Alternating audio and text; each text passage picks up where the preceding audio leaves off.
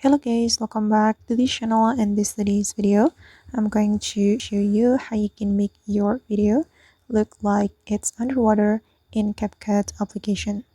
Okay, let's get into it. Here I have created a project in my CapCut application, and first of all I'm going to add underwater effect to this video.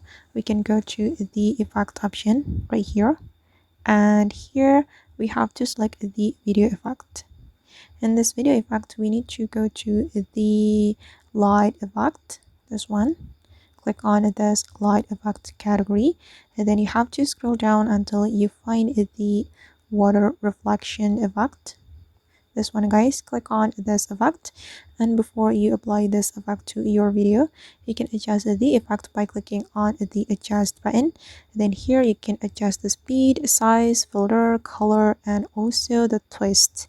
And I'm just going to increase the speed and the size as well. Then after we're done adjusting the effect, we can click on this check mark and you can drag the effect to make it align with your video. Okay, now it's done.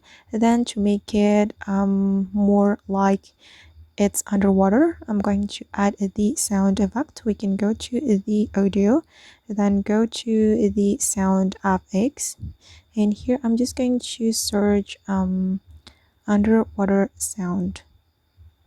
Oops, underwater.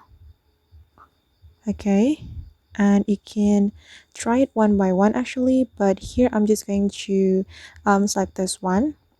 This is the underwater audio, and I'm going to add it to my video, and this is the final result. Okay, alright guys, so that's how we can make our video look like it's underwater in CapCut application. I hope this tutorial will be useful for you. Thank you so much for watching, and see you on the next video.